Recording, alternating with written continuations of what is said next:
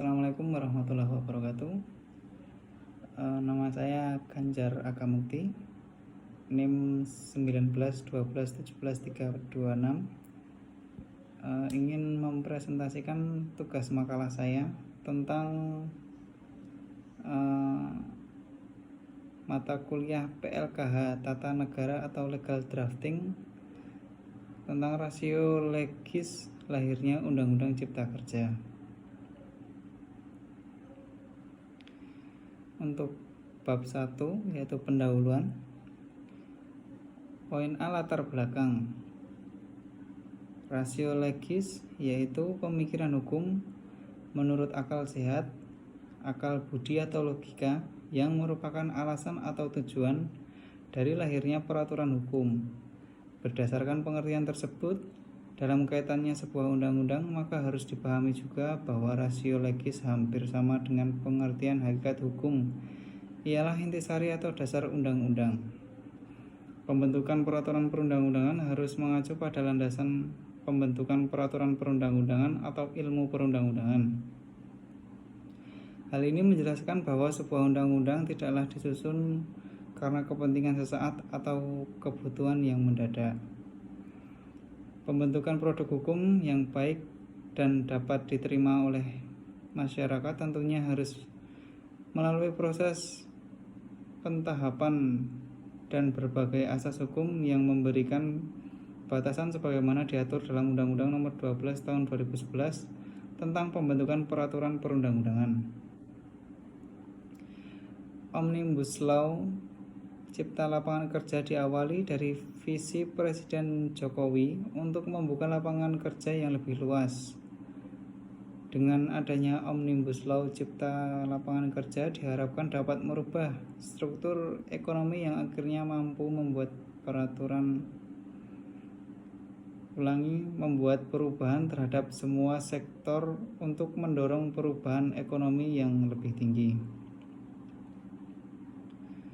Sejak awal diwacanakannya Omnibus Law oleh pemerintah sebagai undang-undang induk untuk mengatur beberapa klaster undang-undang, banyak pihak yang menyuarakan penolakan. Ketentuan Omnibus Law oleh sebagian kelompok masyarakat dianggap tidak tepat sasaran dan berpotensi menimbulkan kerugian bagi masyarakat, khususnya klaster-klaster ketenagakerjaan yang tertuang dalam RUU Cipta Kerja. Proses perencanaan dan pengesahan RUU Cipta Kerja pun penuh dengan polemik dan menuai kecaman dari sejumlah kalangan. Sebagian kelompok yang kontra berpandangan bahwa substansi RUU Cipta Kerja menimbulkan keresahan. Perumusan dan pembahasan RUU Cipta Kerja dinilai tidak transparan dan pengesahannya dianggap terlalu tergesa-gesa. Di tengah terjadinya pro dan kontra dan berbagai aksi penolakan yang masih bergulir di tengah masyarakat, pemerintah bersama dengan DPR RI tetap mengesahkan RUU Cipta Kerja dalam rapat paripurna DPR pada hari Senin tanggal 5 Oktober 2020 menjadi Undang-Undang Negara Republik Indonesia Nomor 11 Tahun 2020 dengan tentang Cipta Kerja, selanjutnya disebut Undang-Undang Cipta Kerja, yang tercatat sebagai lembaran Negara Republik Indonesia nomor 245 tahun 2020. Untuk poin selanjutnya ada rumusan masalah. Berdasarkan uraian tersebut di atas, maka penulis tertarik untuk mengkaji dan menganalisis hal yang bersangkut paut dengan lahirnya Undang-Undang Cipta Kerja. Untuk maksud tersebut selanjutnya dirumuskan dalam makalah ini yang berjudul Rasio Legis Lahirnya Undang-Undang Cipta Kerja. Untuk metode penelitian ini termasuk dalam jenis penelitian hukum normatif. Penelitian hukum normatif meliputi penelitian terhadap asas hukum, sistematika hukum, inventarisasi hukum positif, dasar falsafah atau dogma atau doktrin hukum positif yang berkenaan dengan proses pembentukan dan pengesahan Undang-Undang Cipta Kerja dalam perspektif Undang-Undang Nomor 15 tahun 2019 tentang P3. Penelitian ini bersifat perspektif, yaitu suatu penelitian yang bertujuan untuk mempelajari tujuan hukum, nilai-nilai keadilan, validasi hukum, konsep hukum, dan norma hukum. Penelitian perspektif adalah suatu penelitian yang bertujuan untuk memberikan gambaran atau merumuskan masalah sesuai dengan keadaan atau fakta yang ada. Penelitian ini menggunakan beberapa pendekatan, yaitu pendekatan undang-undang, pendekatan pendekatan undang-undang statute approach, pendekatan undang-undang atau statute approach, dan pendekatan konseptual atau conceptual approach. Sumber data dalam penelitian ini bersumber dari sekunder, yaitu data yang diperoleh dari hasil penelitian kepustakaan berupa bahan hukum yang terdiri atas A. Bahan hukum primer, yaitu Undang-Undang Dasar Negara Republik Indonesia tahun 1945, Undang-Undang Negara Republik Indonesia nomor 15 tahun 2019 tentang perubahan atas Undang-Undang nomor 12 tahun 2011 tentang pembentukan peraturan perundang-undangan. Dan yang terakhir Undang-Undang Negara Republik Indonesia nomor 11 tahun 2020 tentang Cipta Kerja. Poin B, bahan hukum sekunder yang memberikan penjelasan mengenai bahan hukum primer seperti rancangan undang-undang, hasil penelitian, hasil karya ilmiah, buku-buku, dan lain sebagainya. Poin C, bahan hukum tersier, yakni bahan hukum yang memberikan petunjuk maupun penjelasan terhadap bahan hukum primer dan sekunder seperti kamus, ensiklopedia, dan seterusnya. Pengumpulan data dalam penelitian ini dilakukan dengan melaksanakan penelitian kepustakaan, yaitu melalui studi dokumen atau telaah pustaka dengan menelusuri berbagai bahan hukum. Teknik pengumpulan data dan penelitian kepustakaan atau library research lazim dilakukan dengan cara studi dokumen atau telaah pustaka. Studi dokumen merupakan langkah awal dari setiap penelitian hukum, karena penelitian hukum selalu bertolak dari premis normatif. Selanjutnya ada bab 2, yaitu pembahasan. Poin A, untuk perencanaan dan pengesahan Undang-Undang nomor 11 tahun 2020 tentang Cipta Kerja telah sesuai dengan Undang-Undang nomor 15/2019 tentang pembentukan peraturan perundang-undangan. Pada tanggal 2 November 2020, Presiden Joko Widodo telah menandatangani Undang-Undang Omnibus Law yang kemudian tercatat sebagai Undang-Undang nomor 11 tahun 2020 tentang Cipta Kerja. Penandatanganan ini merupakan tindakan lanjutan setelah pada tanggal 5 Oktober 2020 Dewan Perwakilan Rakyat Republik Indonesia atau DPR RI bersama-sama dengan pemerintah telah mengesahkan Omnibus Law RUU Cipta Kerja sebagai langkah awal dari paket reformasi regulasi yang digulirkan pemerintah. Dengan begitu, ketentuan yang terdapat di dalam Undang-Undang Cipta Kerja telah resmi berlaku dan mengikat sejak tanggal 2 November 2020. Pada upaya perubahan pengaturan yang berkaitan kemudahan, perlindungan, dan pemberdayaan koperasi dan usaha mikro kecil menengah, peningkatan ekosistem investasi, percepatan proyek strategis nasional termasuk peningkatan perlindungan dan kesejahteraan pekerja dilakukan melalui perubahan undang-undang sektor yang belum mendukung terwujudnya sinkronisasi dalam menjamin percepatan cipta kerja, sehingga diperlukan terobosan hukum yang dapat menyelesaikan berbagai permasalahan dalam beberapa undang-undang dalam satu undang-undang secara komprehensif. Omnibus Law akan menjadi penggerak atau trigger untuk memperkuat kapabilitas dan juga menerapkan fungsi legislasi dari DPR di Indonesia sebagai negara hukum. Ada 3 undang-undang yang mengalami perubahan melalui Undang-Undang Cipta Kerja, yaitu yang pertama ada Undang-Undang nomor 13 tahun 2003 tentang Ketenagakerjaan, Undang-Undang Nomor 40 Tahun 2004 tentang Sistem Jaminan Sosial Nasional, Undang-Undang Nomor 24 Tahun 2011 tentang Badan Penyelenggaraan Jaminan Sosial. Pada intinya, Undang-Undang Cipta Kerja ini bermanfaat untuk semua pihak, yaitu untuk pengusaha, pekerja, dan yang lebih penting untuk perekonomian Indonesia.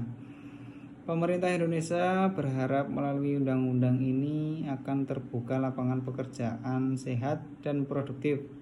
Dengan adanya Undang-Undang Cipta Kerja untuk meningkatkan kualitas para buruh atau pekerja di Indonesia supaya bisa beradaptasi dengan revolusi industri yang terjadi saat ini. Dengan hadirnya Undang-Undang Cipta Kerja diharapkan mampu memenuhi kebijakan strategis khususnya melindungi kesejahteraan pekerja karena pekerja merupakan aset vital bagi proses berjalannya perubahan. Artinya Undang-Undang Cipta Kerja dapat menjadi payung hukum bagi kesejahteraan pekerja supaya dapat meningkatkan pertumbuhan ekonomi dan pembangunan nasional.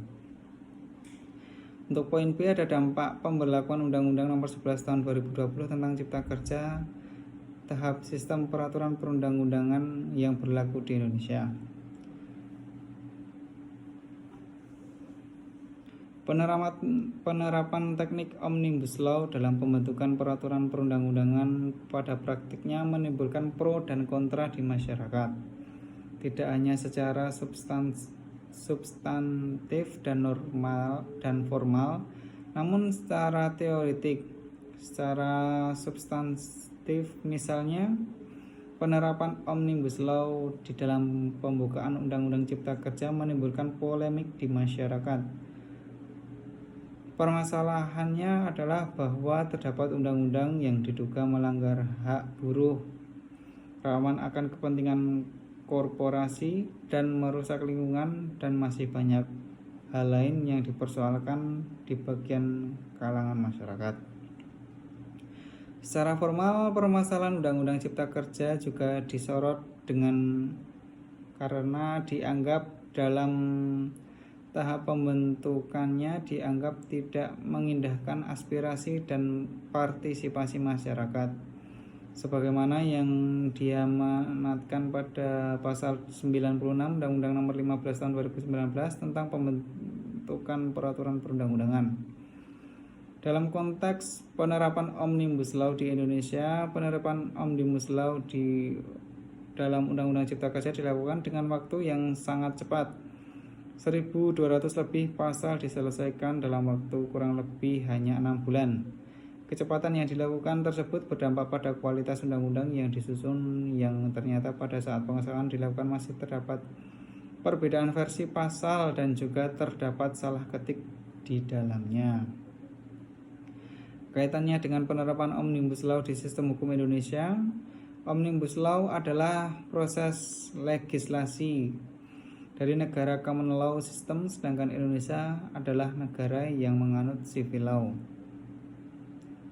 Kaitannya dengan penerapan Omnibus Law di sistem hukum Indonesia, penulis berpendapat bahwa penerapan metode tersebut di dalam sistem hukum Indonesia tidak diadaptasi dengan baik.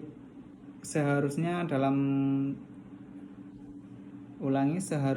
sebelum diterapkan dalam sistem hukum Indonesia, seharusnya ia harus disesuaikan terlebih dahulu dan dilakukan studi akademis secara mendalam agar Omnibus Law dapat diterapkan di Indonesia sebagaimana yang diatur di dalam pasal 15 Undang-Undang Nomor 15 Tahun 2019 tentang pembentukan peraturan perundang-undangan, bahwa asas yang dapat dilaksanakan.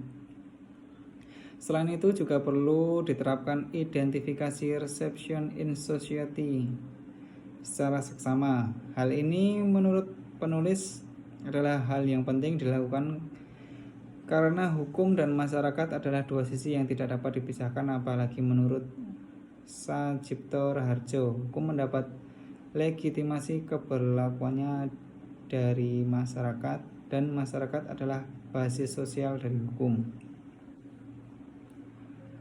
Untuk bab 3 yaitu penutup, Proses perencanaan dan pengesahan Undang-Undang Nomor 11 Tahun 2020 tentang Cipta Kerja tidak sesuai dengan Undang-Undang Nomor 15 Tahun 2019 tentang pembentukan peraturan perundang-undangan, karena pada tahapan perencanaan dan penyusunan ternyata naskah akademik dan dasar penyusunan pada program legislasi nasional tahun 2020 tidak memiliki kekuatan hukum.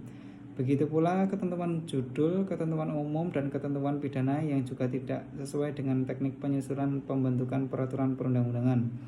Kedudukan Undang-Undang Nomor 11 Tahun 2020 tentang Cipta Kerja dalam perspektif Undang-Undang Nomor 15/2019 tentang pembentukan peraturan perundang-undangan adalah memiliki kedudukan kuat di dalam struktur dan sistem hukum nasional. Undang-Undang Cipta Kerja dianggap sebagai jalan keluar untuk menyederhanakan beberapa regulasi dan diharapkan dapat mengharmonisasikan aturan hukum yang saling bertentangan tersebut, tetapi dalam penerapannya mendapat banyak pertanyaan dari berbagai kalangan di masyarakat. Hal itu dikarenakan bahwa konsep Omnibus Law tidak dikenal dalam sistem perundang-undangan nasional sebelumnya.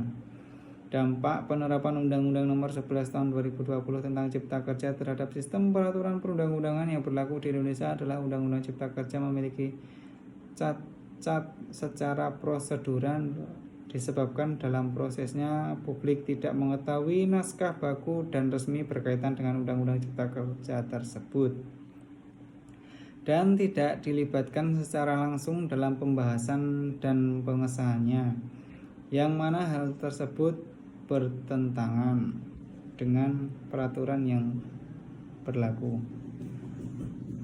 Mungkin sekian dari saya. Banyak salah kata dan tutur kata yang saya ucapkan, saya mohon maaf. Saya akhiri, cukup sekian, terima kasih.